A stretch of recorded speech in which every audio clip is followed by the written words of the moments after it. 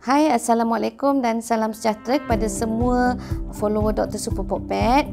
Okey, kepada yang belum subscribe, tolong subscribe dulu. Okey, dan di sini kita akan menjelaskan tentang bagaimana nak buat scalding teknik dan juga bagaimana nak handle masalah dengan susu yang berbau akibat kehadiran lipase dalam susu ibu. Doktor, macam mana nak ajar ibu-ibu ni cara untuk buat scalding susu ibu, doktor? Soalan Alia tentang bagaimana nak buat scalding teknik tu adalah sangat penting untuk diketahui oleh semua ibu-ibu yang mengalami masalah lipase tinggi ini dalam susunya. Okey, so jadi apa barang-barang yang diperlukan adalah periuk kecil yang khas untuk memasak susu ibu dan tidak pernah digunakan untuk makanan lain dan juga ada termometer makanan yang perlu dibeli, tak mahal sangat harganya, digunakan untuk menyukat suhu susu ibu dan kita tak boleh masak susu ibu ini melebihi 80 darjah Celsius, sebab tu kita perlukan termometer makanan ini. Jom tengok video bagaimana cara nak buat scalding susu ibu ini. Apa yang ibu perlu buat adalah susu yang baru diperah, bukan susu yang telah beku dalam peti ais yang tu tak boleh guna. So jadi gunakan susu yang baru kita fresh, kita perah dan susu ini dimasukkan dalam periuk yang kita letakkan di atas dapur api yang perlahan dan masakkan sehingga susu ini bersuhu 80 darjah Celsius, ataupun kita lihat ada sedikit bubble-bubble kat keliling dalam periuk tersebut maksudnya di surrounding susu tu akan ada macam bubble-bubble. Kita tengok dalam video seterusnya ya. Apa yang ibu perlukan adalah periuk yang bersih yang tidak digunakan untuk makanan lain, dan apabila kita panaskan dan kita lihat sehingga termometer 80 darjah Celsius dan sedikit bubble-bubble, dan kita terus tutup api dan bekas atau botol untuk mengisi susu yang telah dipanaskan tadi mestilah direndam dalam bekas yang berisi ais terlebih dahulu. Setelah itu, tutup rapat-rapat dan biarkan bekas tersebut dalam bekas yang berisi ais itu untuk beberapa minit sebelum disimpan dalam freezer. Tak habis ke nutrien dalam susu ibu tu sebab dia dah panaskan, dah sejukkan balik? Lepas tu antibody dia macam mana?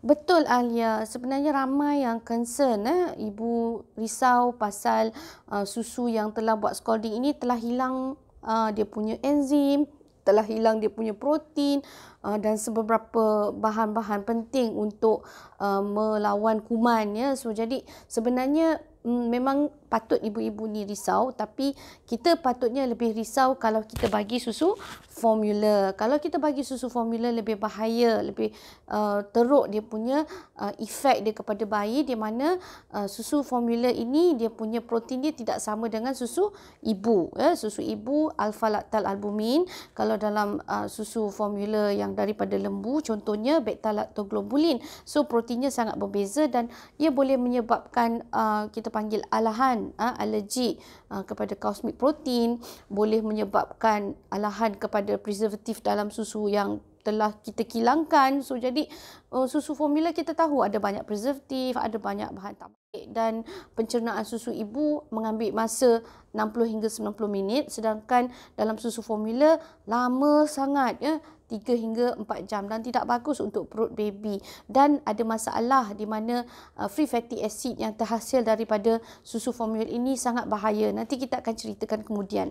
Tapi untuk pengetahuan Alia dan semua ibu-ibu dekat luar sana, bahawasanya susu ibu walaupun telah scalding, walaupun lapisnya telah kurang atau deaktivetkan ataupun deactivate maksudnya telah dinyah aktifkan maksudnya susu ini walaupun kurang daripada segi zat makanan, ia tetap lebih baik daripada susu formula, kerana susu ibu less cause allergy dan kurangnya risiko menyebabkan pelbagai penyakit lain macam kita tahu susu formula akan menyebabkan sakit seperti metabolic disease ya, seperti kencing manis, darah tinggi, kolesterol tinggi ya. Kalau susu formula ini macam-macam masalah. Kalau susu ibu, bayi yang menyusu ibu walaupun telah scalding ke atau kurang sikit dia punya protein ya, dia tetap lebih baik daripada susu formula kerana risiko untuk mendapat kuman-kuman, risiko untuk mendapat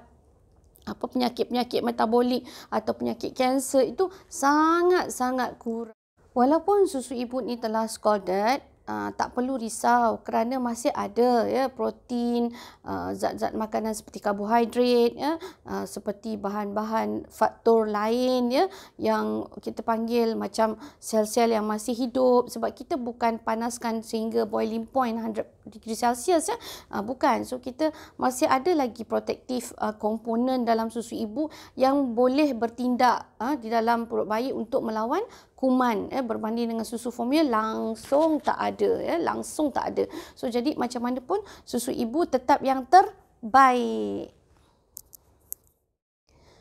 Untuk pengetahuan semua followers, okey, nak bagi tahu satu benda, kajian kepada susu formula menunjukkan ya lemak daripada susu formula apabila telah dicernakan, dimetabolismakan, ia akan menghasilkan free fatty acid. Free fatty acid ni apa?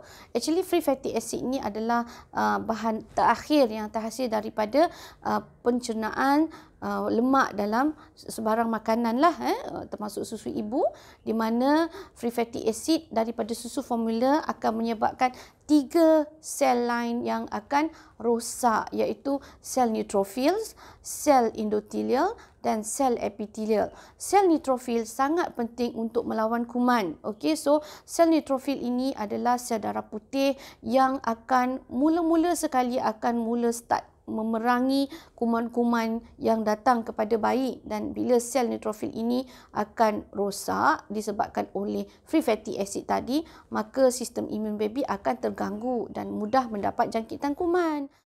Sel endothelial ini sangat penting untuk melapisi saluran darah dalam tubuh manusia ataupun kita panggil pembuluh darah.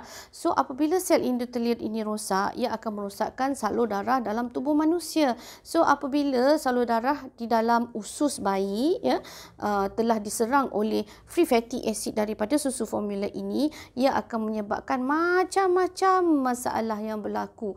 Ada pesakit-pesakit doktor yang juga datang dengan cerit berit dan berak yang berdarah ya. So minta maaf ya. So jadi ini memang benar-benar berlaku. So jadi sangat-sangat kesianlah dengan baby-baby yang ada masalah tidak tolerate dengan susu formula Okey, so jadi tetap susu ibu yang terbaik kerana free fatty acid dalam susu ibu telah dikaji dan tidak menyebabkan masalah yang sama seperti free fatty acid daripada susu formula. Selain daripada itu, free fatty acid daripada susu formula boleh merosakkan sel epithelial cell. So epithelial cell ini melapisi saluran paru-paru manusia dan juga melapisi kulit. So jadi sel epithelial ini sangat penting ya. So jadi apabila free fatty acid ini telah serang sel epithelial ini, ia akan menyebabkan bayi-bayi ini senang kena jangkitan kuman dalam paru-paru, seperti dia banyak berkahak ya, ataupun alahan pada kulit ya, dan seperti eczema lah dan macam-macam lagi lah masalah yang.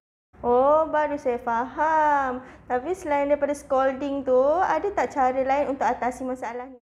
Selain daripada teknik scalding, Alia, ibu-ibu semua, kita kena tahu ada juga teknik yang mana kita boleh gunakan fresh milk di separuh, kita campurkan dengan susu yang telah kita cairkan, maksudnya susu yang beku kita cairkan. So jadi kalau kita perlukan 4 ounce, jadi 2 ounce susu fresh yang baru kita perah dan juga 2 ounce daripada susu yang kita telah cairkan. So jadi 4 ounce. So jadi dia akan mengurangkan bau lipase punya tindakan tersebut sebab susu fresh kan. So jadi ibu-ibu bolehlah bagi pada babysitter susu yang fresh dan juga susu yang telah kita cairkan overnight sepanjang malam tu So jadi itu antara cara yang kita boleh suggest. Okey, last doktor nak tanya, ada kaitan tak lipase dengan pemakanan ibu? sama ada dia kena ambil ke ataupun perlu elakkan. Oh, okey. Soalan bagus tu. Alia dan semua ibu-ibu kena ingat bahawasanya tubuh manusia ini darahnya akan menjadi lebih berasid apabila kita makan makanan yang banyak protein, ya, seperti protein tinggi seperti daging, ayam, semua itulah makanan yang high meat, ya, atau tinggi dagingnya. So jadi ia akan menghasilkan darah kita ni lebih rendah, ya, dia punya pH dia berbanding dengan kalau kita makan sayur-sayuran, ya, dan buah-buahan, ya. So di mana darah kita akan jadi lebih beralkali, ya. So pastikan ibu-ibu semua ambillah makanan yang bersayur-sayur, buah-buah, ya, lebih banyak daripada ambil makanan yang berprotein tinggi, ya. Dan kita kena pastikan ibu-ibu ni banyak minum air, sekurang-kurangnya 8 gelas sehari, ya, ataupun 3 hingga 3.5 liter air masak, So jadi kena pastikan perjalanan darah ibu-ibu semua lancar, untuk mengelakkan daripada masalah di mana kurangnya oksigen, zat-zat pergi ke tubuh kita, organ-organ tubuh kita, terutamanya di sel-sel kelenjar susu ibu. Jadi kita nak pastikan perjalanan darah yang baik, kita perlu ada pengaliran darah yang baik dan cukup hidrasi, maksudnya kalau kita kurang mengambil air, badan kita akan dehidrasi, akan mengalami kekurangan air. So jadi perjalanan darah tidak baik dan akhirnya ia akan menyebabkan asid lebih tinggi dalam darah. Apabila asid lebih tinggi dalam darah, susu pun akan menjadi berasid juga, So jadi ibu-ibu semua kena ingat, mesti amalkan penyusuan yang betul tekniknya, So jadi apabila ibu-ibu rasa sakit semasa menyusu, maksudnya tidak betul lah penyusuan tersebut, penghisapan tu juga tidak betul. Jadi kena jumpa kaunselor untuk minta khidmat nasihat kaunseling untuk perbetulkan penyusuan supaya tidak terjadi masalah seperti blood ducts, mastitis, keradangan, dalam payudara dan juga masalah nanah dalam payudara. Kesemua masalah ini akan menyebabkan kelenjar susu tersebut mengalami keradangan dan lebih berasid dan susu ibu akan menjadi berasid juga. So jadi ia akan mengaktifkan semula lipase dengan cepat dan susu akan berasa masam dan berbau. So jadi pastikan apabila penyusuan ini rasa sakit, sebab penyusuan yang betul tak akan sakit. So apabila penyusuan tak betul, dapatkan khidmat nasihat kaunselor seperti doktor punya kaunseling punya support group, kita panggil BCNP atau Breastfeeding Counselor Networking Program, di mana boleh hubungi dan minta bantuan melalui website online www.pematasusuan.com. So jadi pastikan hubungi nombor ini untuk dapatkan khidmat kaunseling di rumah jika ada masalah penyusuan susu ibu. Pastikan dapatkan bantuan semua kaunselor. Kalau bukan daripada BCNP, banyak lagi kaunselor-kaunselor kat luar sana yang boleh kita minta bantuan. Jika berlaku juga masalah seperti bau dalam susu ibu ini disebabkan oleh lipase dan bayi menolak susu ibu tersebut, buatlah 2 teknik yang doktor cakapkan dalam video ini, iaitu 1, scalding teknik, dan kedua adalah mencampurkan susu fresh dengan susu yang telah berbau itu, separuh-separuh lah. So jadi kalau tak boleh juga, maksudnya ibu-ibu semua kena ingat makanan yang perlu dikontrol atau dikawal, iaitu mungkin susu banyak bau lipase ini disebabkan oleh perjalanan darah kita tak baik apa semua kan. So jadi kena tengok baliklah, recall balik apa yang menyebabkan lipase ini bertindak begitu cepat dan menghasilkan bau. Dan ada juga ibu-ibu yang boleh kurangkan pemakanan seperti lemak-lemak daripada ikan, sebab ikan-ikan ni kalau dia ada lemak pun kadang-kadang bau lemak ikan tu sendiri akan menghasilkan bau dalam susu ibu. Jadi kadang-kadang bayi tak nak. Ini hanya mungkin sesetengah lah ibu. Jadi boleh perhatikan perkara ini kalau jadi juga.